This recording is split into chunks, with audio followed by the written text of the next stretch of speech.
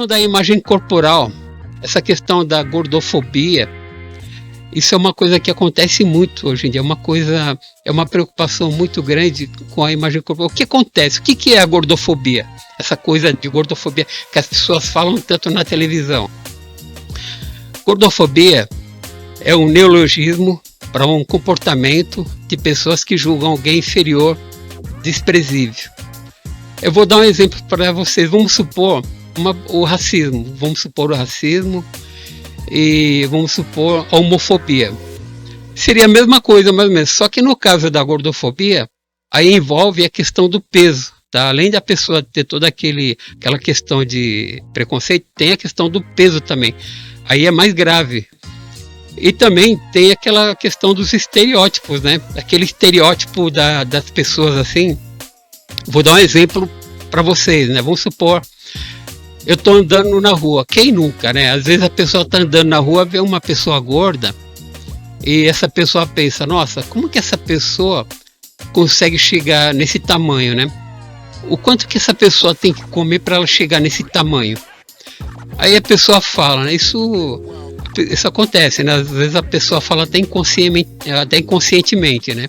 A pessoa olha e fala, nossa, como que a pessoa consegue chegar nesse tamanho? E essa pessoa, ela tem, sabe, ela é fraca de vontade, né? A pessoa não tem, ela não tem vaidade, ela não se cuida. Às vezes, geralmente as pessoas pensam muito isso aí.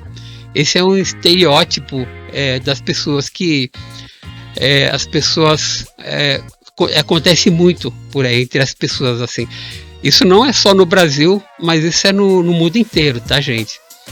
E então o que acontece, né, com essas pessoas? Esse estereótipo, a pessoa que tem o sobrepeso, quando ela passa por esse estereótipo, assim, quando ela é julgada, existe aquela questão do auto-julgamento, que a própria pessoa que é obesa, ela acaba se convencendo sobre aquele estereótipo negativo. Então, ela mesma acaba se convencendo de tudo aquilo. Então, por exemplo, né, ela acaba se convencendo que ela é uma pessoa fraca, que ela é uma pessoa que não tem vontade própria, que ela é uma pessoa que não tem jeito mesmo. Então ela acaba se autoconvencendo disso. Então o que acontece? A pessoa que é obesa, ela acaba ficando recolhida, às vezes ela se isola e ela tem problema de cortisol, ela não consegue fazer exercícios físicos, ela não consegue sair de casa porque ela sabe que ela vai receber uma crítica muito grande. Então o que acontece? Ela tem um problema de alta de cortisol e quando isso acontece, ela sente fome e ela começa a comer muito e depois ela acaba entrando em depressão. Aí fica aquele ciclo, ela tem depressão, ela fica isolada, ela acaba ficando com fome porque ela tem ansiedade, aumenta o cortisol, aí depois ela fica com depressão de novo, ela acaba ficando isolada e acaba criando esse círculo vicioso, tá? Então isso que acontece com a pessoa que é obesa. E uma coisa que a gente não pode, uma coisa que a gente tem que entender é assim, a gente não pode olhar para a pessoa que é gorda e achar que todo mundo tem transtorno alimentar. A gente não pode, por exemplo, olhar para uma pessoa e falar, nossa, essa pessoa é gorda, ela tem compulsão alimentar. Tá? Porque assim, apenas 30% das pessoas que são obesas têm compulsão alimentar. Então é assim, a compulsão alimentar e a obesidade não é tema relacionado. Então, o que acontece? Essa pessoa que ela tem, que é obesa, a gente tem que pensar o seguinte: a pessoa que ela é gorda, né?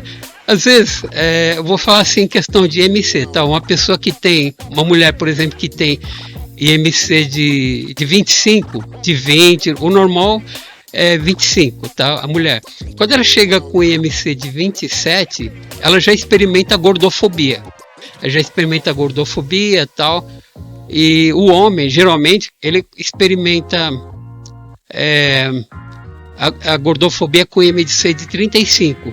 Já é um pouco maior, porque o homem ele é um pouco diferente. Então, o que acontece? Quando a pessoa ela é gorda, quando ela tem um corpo grande assim, isso não quer dizer que a pessoa esteja doente. Muitas vezes a pessoa tem o IMC de 27, mas mesmo naquele IMC ela já tem diabetes, ela já tem problema de colesterol, ela já tem vários problemas assim no corpo, né, com relação à saúde. E às vezes uma pessoa que tem IMC de 35, muitas vezes é uma pessoa que tem o corpo grande assim, mas ela tá bem, ela não tem problema nas juntas, ela não tem problema assim de tireoide, ela não tem problema, não tem diabetes, não tem outros problemas, ela se sente bem, ela sai, ela se veste bem, ela não tá nem aí com a vida, ela tá totalmente despreocupada e ela se sente bem. Então a gente não pode olhar para uma pessoa gorda e achar que ela tem transtorno alimentar. Isso é um erro muito grande. E o que acontece, né, com essas pessoas gordas?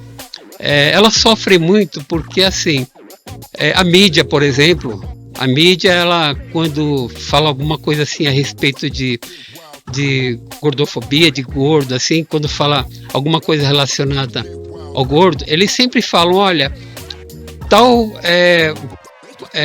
não sei quantos % aqui no Brasil tem diabetes, tem colesterol alto, e quando eles fazem isso, eles colocam um gordo uma pessoa que é obesa ou que é gorda na televisão, muitas vezes colocando uma roupa que não está legal, às vezes não mostra o rosto da pessoa, às vezes só mostra as costas, e é aquela coisa, é uma divulgação assim, falando da pessoa que é gorda assim, e assim, isso piora a situação, porque na verdade a pessoa não é gorda porque ela quer, né?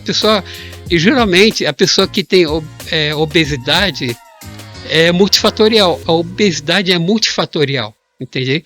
Então tem várias coisas, quando a pessoa fala de uma pessoa que é gorda assim, as pessoas falam como se ela nunca tivesse feito exercício na vida. Tá? Isso é uma coisa muito séria, tá? Isso é uma coisa muito séria. Isso é um dos principais motivos que levam uma pessoa a ter um transtorno alimentar, tá bom? E o transtorno alimentar comete não só a pessoa que tem o obeso, mas pessoas magras também, pessoas de todas as formas. Então, essa é uma preocupação muito grande e é isso que eu queria passar para vocês, tá, pessoal? Sobre transtornos alimentares.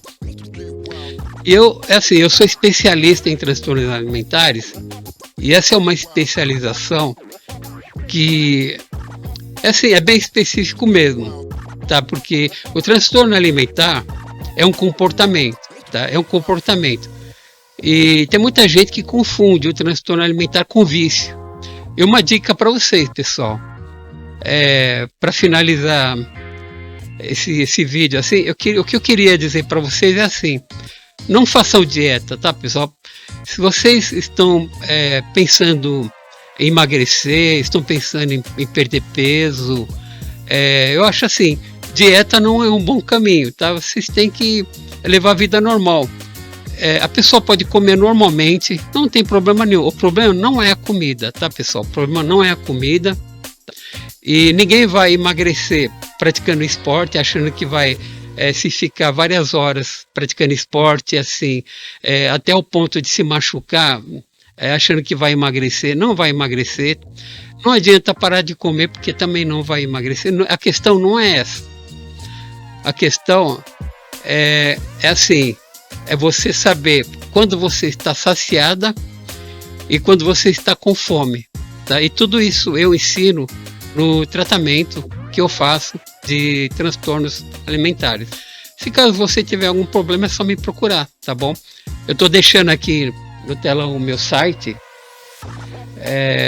Meu nome é Flávio César, sou especialista em transtornos alimentares, sou psicoterapeuta, hipnoterapeuta, e eu fico muito feliz em poder estar aqui compartilhando com vocês um pouco essa experiência. Eu espero que eu esteja ajudando essas pessoas que sofrem tanto com esse transtorno.